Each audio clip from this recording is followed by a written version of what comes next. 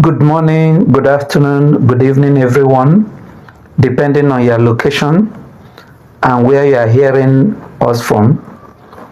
This is a Kingdom Expansion Movement platform where this year we are discussing about enough is enough, and we have related this to many issues.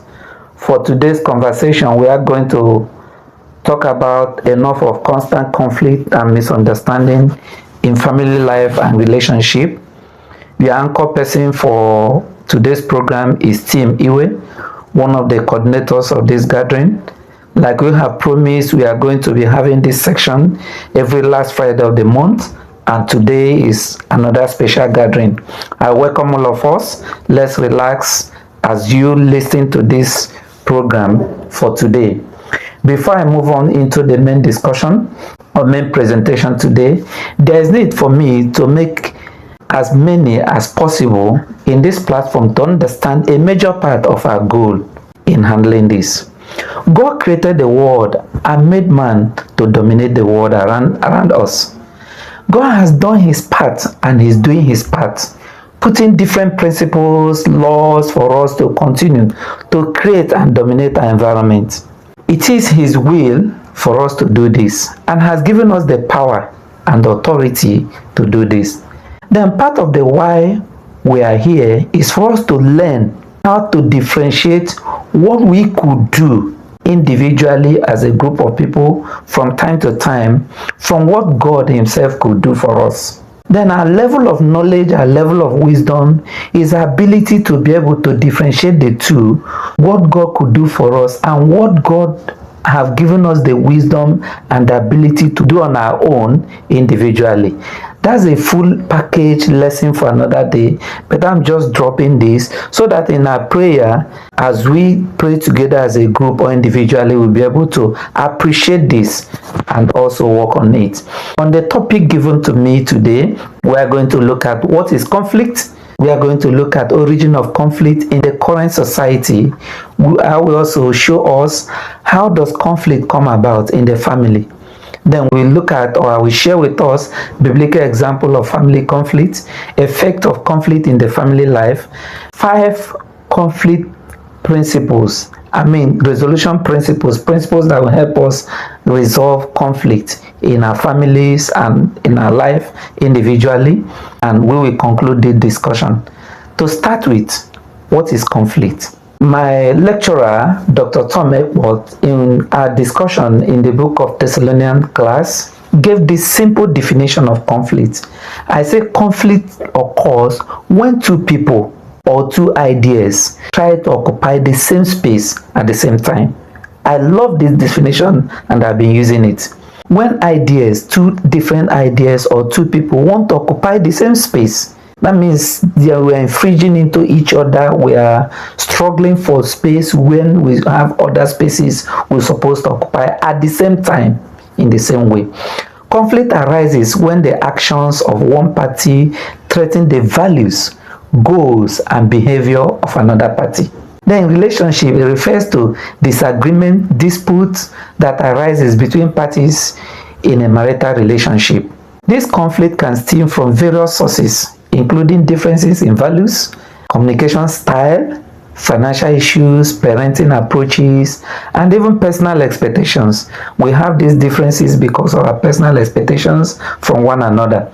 Then it is important to recognize that conflict is a normal thing in relationship because our values differ, we come from different backgrounds, even our religious concept differs, our culture differs, our approaches to financial issues differs from one party, from one person to another, and at a time we want to use these values to get the same goal or achieve the same thing in one space at a time. It brings about conflict. It brings about disagreement among ourselves, and that is how conflict occurs. It is normal. There's no way you are living as a human being in different places with different people that there will not be conflict.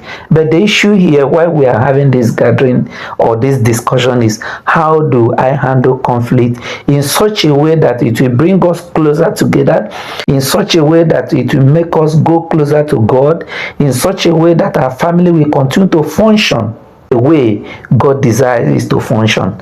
These are the things we are going to look at in this discussion. How do conflict come about? That is the second thing we want to look at.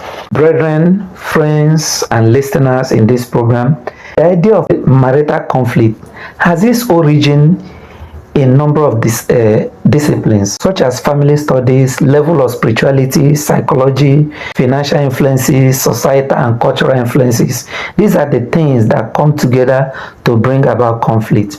In the past, years, centuries ago, there were this societal contract or constant that many people prioritized political, economic goals over emotional fulfillment. That was in the past. But the societal life, our views, our understanding in this 21st century has switched. Yes, and because of this switching, because of these changes, the marital, emotional ties and personal fulfillment have now dominated societal and cultural influence in our lives. And this is bringing serious conflict in our families. Yes, this switch that has happened consciously or unconsciously in our lives because of studies, because of influences, traveling, exposure, so many reasons, individuals trying to self-fulfillment, we want to be ourselves, our emotional intelligence, all these factors being put together is bringing more unresolvable conflicts in our lives. Let me explain further what I'm talking about. The implications of conflict in a marriage are deeply rooted in cultural context and societal evolution. As marriages transition from a social contract or a partnership based on emotional fulfillment, cultural expectation, conflict emerged. In many cultures, the traditional view of marriages emphasize harmony and avoidance of conflict. In the past, which lead to suppression of emotions. Yes, that is clear. And unresolvable issues. Husband and wife stay together in the midst of those issues. They still live in harmony, not minding. Nobody want to show that he is this or he is that, because the hierarchy of a husband to the wife is also maintained as at that time. But today, in a contemporary perspective to life, communication, resolution of issues, reflecting of personal value, mutual respect is now dominating. And because of that, everybody wants his voice to be heard or his opinion to be respected. And this is actually bringing more conflict among us. Ultimately, the evolving understanding of this conflict in marriage underscores the importance of cultural context in shaping our relationship dynamics, emphasizing that conflict can be both a challenge and opportunity for personal and relational development, and which is what I said in my introduction. Let us move on as we discuss this. How do conflict come about in families? Conflict in marriages often arises from differences in values, communication style, expectation between parties. It functions through a cycle of interaction where misunderstanding can be escalated into arguments if not addressed constructively. Yes, there will be misunderstanding, as we are going to see in some Bible passages and also in secular life. There will be disagreement, there will be difference in values. But when these issues are not constructively discussed, communicated, emphasized, de-emphasized, valued, disvalued, emphasis laid on the ones that are important, actually unresolvable conflict will actually emerge. Then there are two major areas conflict are being based on. One is there are role-based conflict and also there are value-based conflict. What do I mean by this? Let me explain. When there are role-based conflict in the family, this happens when there is a lack of clarity about expectations between those who occupy either similar or different roles. I have to do this, you have to do this, the children have to do this, the parents have to do the other thing. In husband-wife relationship, in parent-children relationship, we all have different roles. And when these roles are conflicting with one another or fighting with each other, there will be conflict. For instance, let me give this example. Husband might expect the wife to do certain things as part of the housework, while the wife may also expect the husband to interchange in the role. And if this is not properly discussed, it will breed conflict. Yes, it will metamorphose and grow to breed serious conflict in the home. On the other hand, two of them might lay claim for certain duties, and conflict may also result in the home.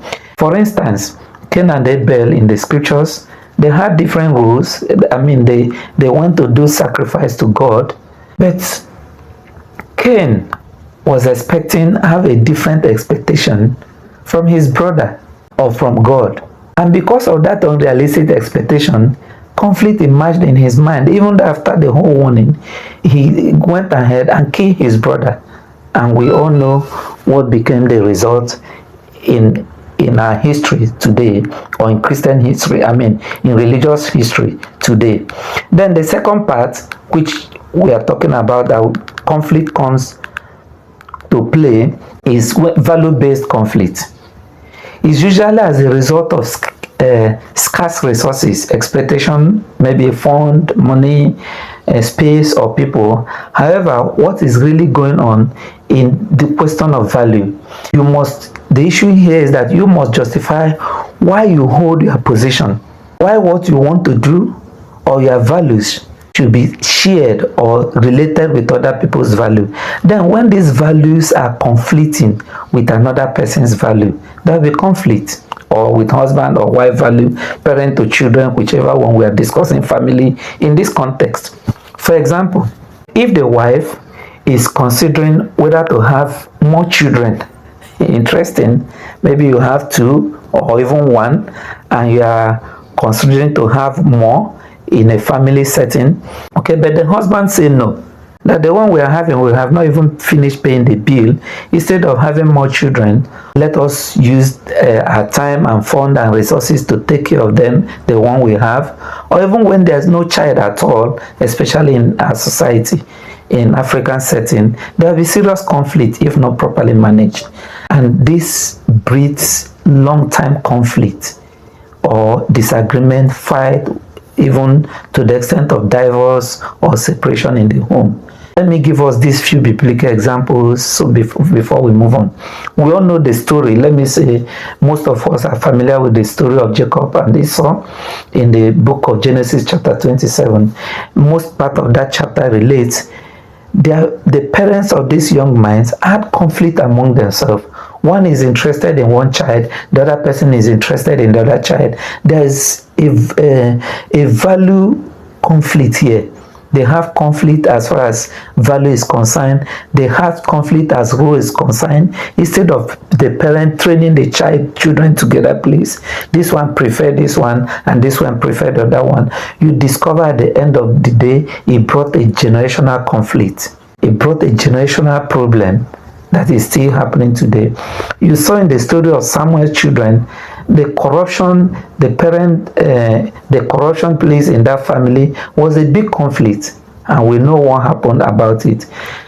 It's interesting that Jesus Christ even promised conflict in the book of Matthew chapter 12. If you read 51 to 53, you see Jesus Christ talking about it, that in a family, if a child make a choice of following Jesus Christ against the wish of the parent, there will be conflict. If a mother or a wife decide to follow the laws of God against the wish of the husband, there will be conflict. And these are the things that bring about even serious conflict in the home. Quickly, what are the effects of conflict?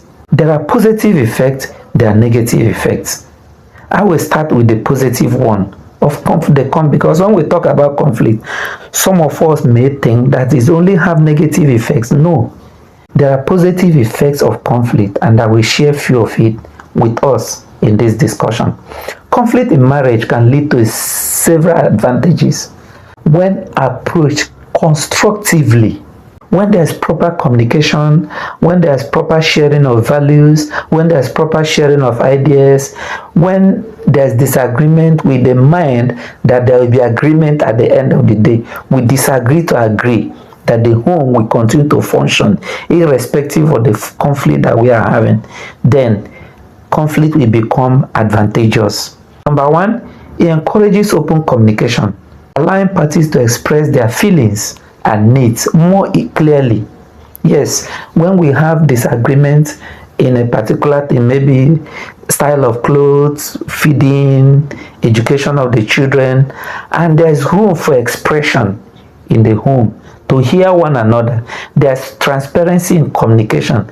That conflict will bring closeness and appreciation of one another, appreciating one another and understanding one another. Secondly, engaging in conflict resolution promotes active listening. Engaging in conflict resolution promotes active listening. You are listening to understand.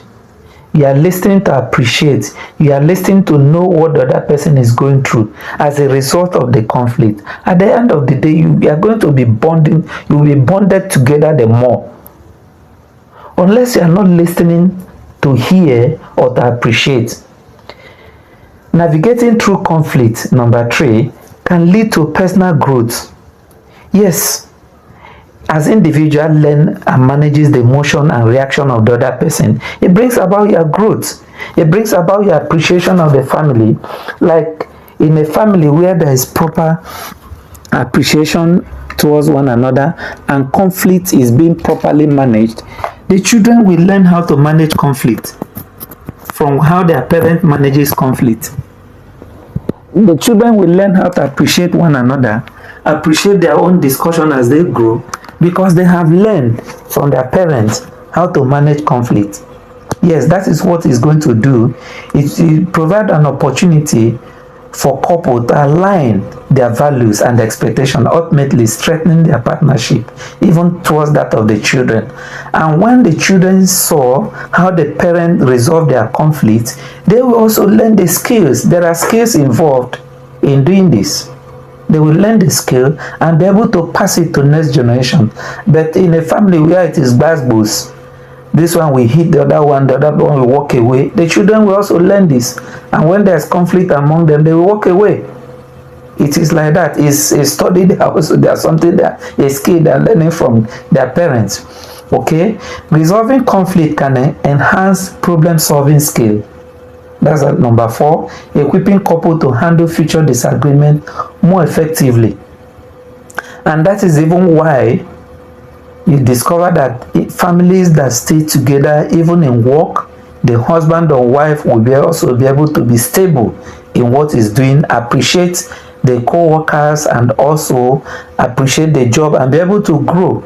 Statistically, it has been proved that families, that stay together, enjoy their work also and grow in their business, grow in their offices and grow in whatever they are doing. Lastly, on that advantage of conflict, successful managing ability to manage conflict can create a sense of accomplishment, unity and reinforcement, and bonding together between parties. In this context, husband and wife, parent and children, and even whoever it is that is working in your family or under you. Let's move further in this discussion. On the other hand, I think the main reason why we are having this discussion, there are negative effects of conflict. Conflict can lead to significant emotional distress for both parties, creating an environment of tension, resentment, and that is why the book of Proverbs 15 verse 16 talks that quarrel destroys a home. It's not the problem that is the issue. The issue is are you having the discussion to be able to resolve the issue, or you want to go through distress, you want to go run away from home, or you want to fight to finish, you want to show who is more intelligent or who knows more. It's a choice in the home. Then misunderstanding may escalate, that's number 2, into heated arguments which can damage trust and intimacy. You are seeing homes where husband will abuse the wife, abuse the parents, abuse the generation, and after resolving the issue, somebody will go with serious pain in the heart that will linger for a very long time. Please, what we are looking at, this negative effect of conflict. Number 3, if conflict are not addressed constructively, they can result in a circle of negative interaction and erode the relationship over time. There will be negative interaction. The discussion will bring about negativity in the home, and that will cause more problem to the home than bringing the couple or parent to children together. Also, poor communication style can escalate or bring about issues leading to feeling of frustration and isolation. In our society today, there are a lot of frustration as a result of economical issues, and if not properly handled in the home, you discover that the economy will be fighting you, and you as husband and wife will be fighting each other. However rich you may think you are, or however comfortable you may think you are, if conflict are not resolved, you not even be able to have the mental rapport or the mental capacity to be able to handle your job with a stable emotion or stable feeling, even in your office where you are working, or in your business that you are doing. Okay, unresolved conflict may cause one or both parties to withdraw, further hindering effective communication. When you withdraw from each other because you don't know what you are going to expect, or you don't know what you are going to hear, because of that you decided to be yourself, be on your own, and this, because there's no proper communication, we continue to give gap in the family and in your discussion and in the relationship. Number 6, the emotional toll of the ongoing conflict can contribute to mental health issues, and it's happening in our society today in a lot of homes. And that is why a book of Ephesians chapter 4 verse 31 and 32 talked about bitterness and anger in relationship, when there's depression and anxiety because as a result of not handling issues properly. These are negative effects of what conflict, if not properly handled, will bring about. Persistent disagreement, that's number 7 in our homes, over values expectation, can create a sense of incapability, making it difficult for parties to find common ground, to function among one another. Lastly on that, ultimately, if conflicts are not managed well, properly managed, they can lead to breakdown of the marriage completely. And we know that when marriage is not properly handled, eternity could be affected, please.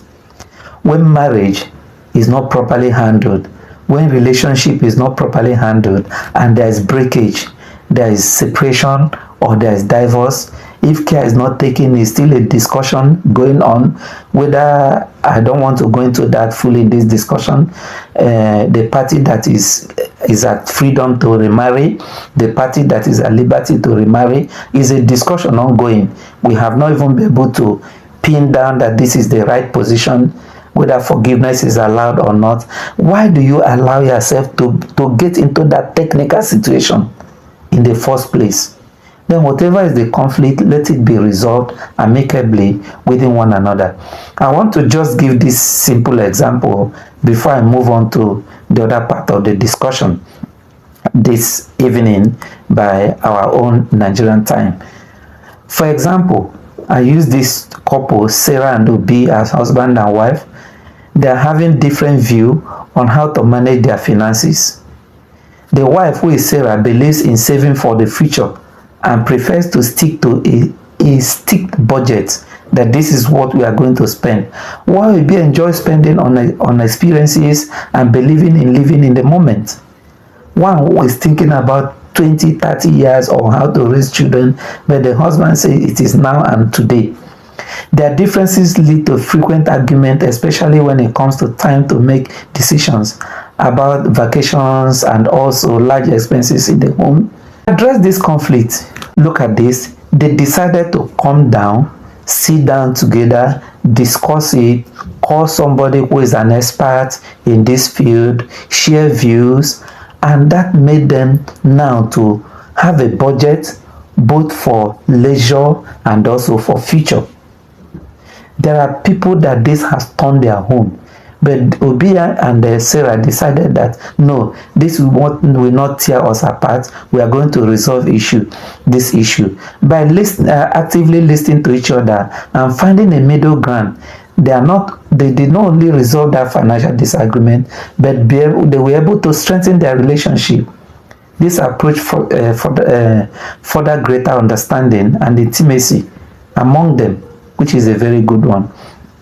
Okay, let us quickly go to the main issue in this discussion, or the main part of the second part of this discussion, which is conflict resolution.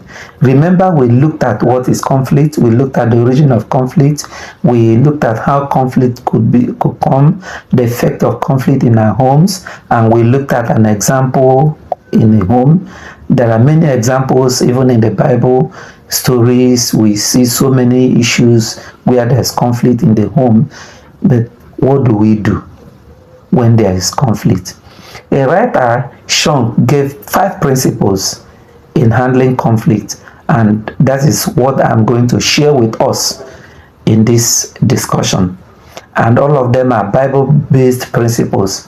Number 1 in resolving conflict is that each of us should recognize that we have biased fairness perception. What am I saying? Each of us have our perceptions to issue. We have biased fairness perception.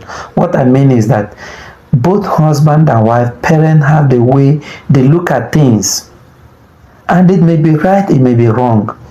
Because you have this perception, knowing if you have the mind, understanding that it could be right, it could be wrong, then you should give room for another person to also share his own view.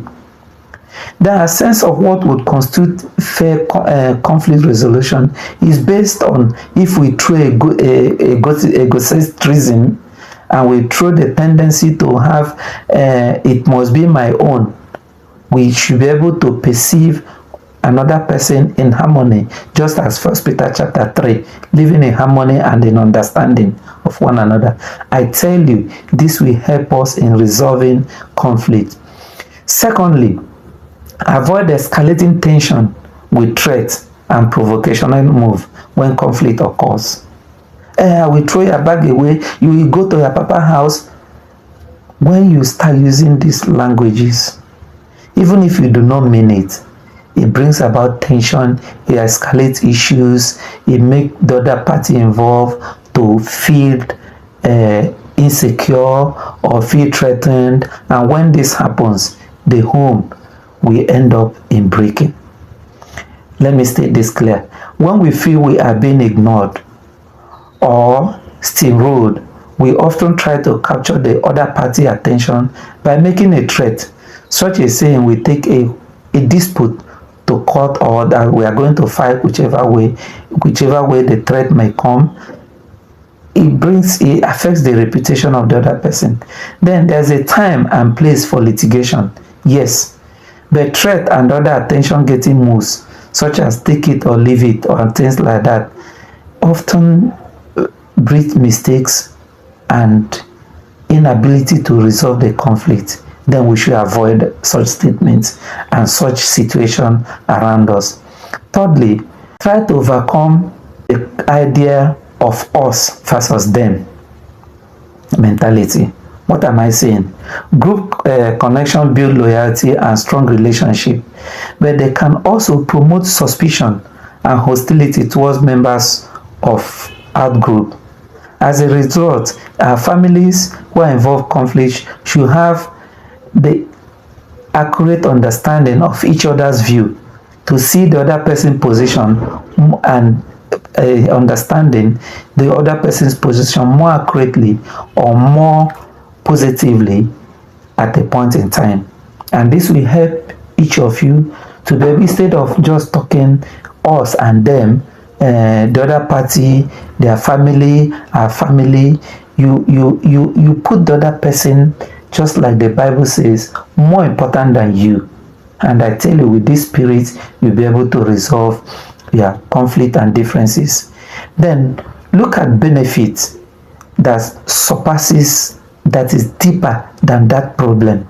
Do not look at the face value of what, look at the benefits you are going to get from that solving that problem that will benefit each party, benefit you, benefit the wife, benefit the children, not just you.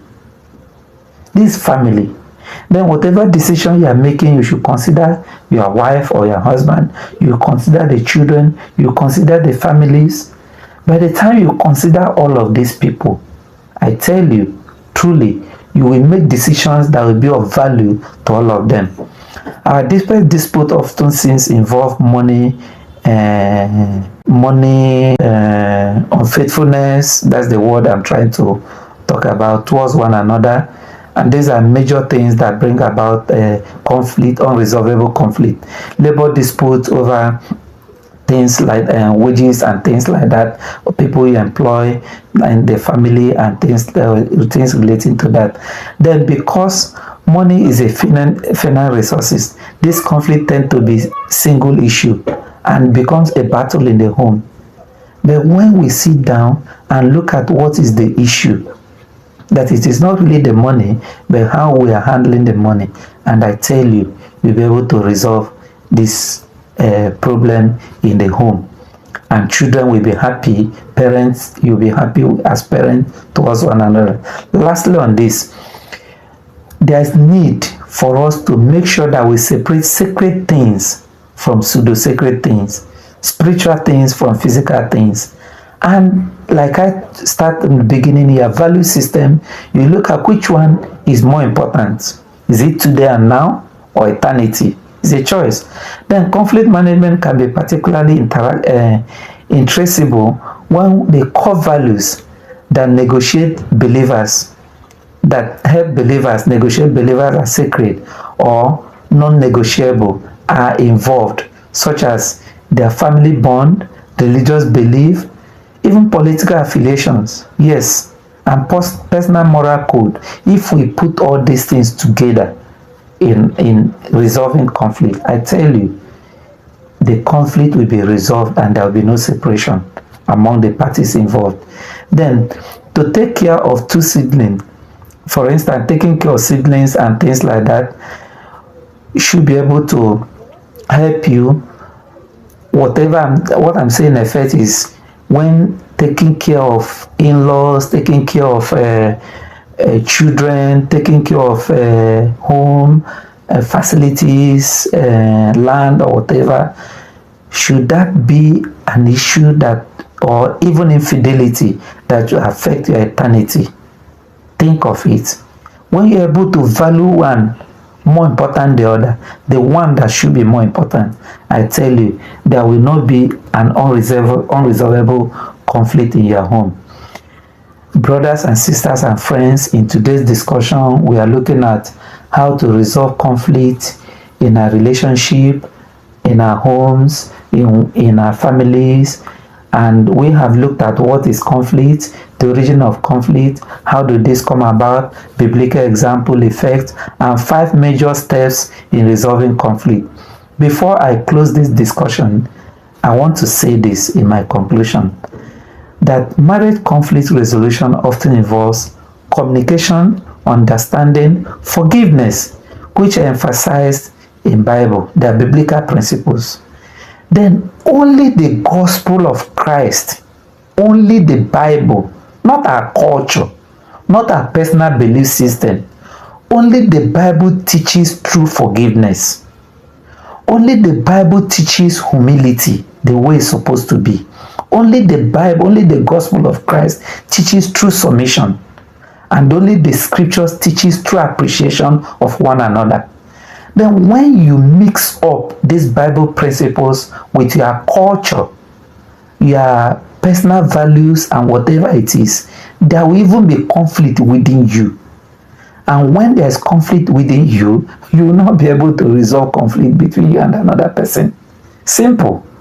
Then let us allow the gospel of Christ to enter into us and take control of our life. And when we become disciples, followers of Jesus Christ, there is no conflict that will not be resolvable. That is my own concluding statement in this discussion. For example, Ephesians chapter 4 verse 32 encourages couple to be kind and compassionate towards one another, forbearing one another. When we forbear one another, it creates an environment, a family, where the parties will value each other and hear each other. Additionally, Matthew chapter 18 verse 15 advises, if you call it advice, if you call it command, that's interesting. Addressing grievances directly and privately promotes open dialogue to resolve issues before they escalate. Finally, Colossians chapter 3 verse 13 highlights the importance of forgiveness, reminding couples to let go of the grievances, let go of the past,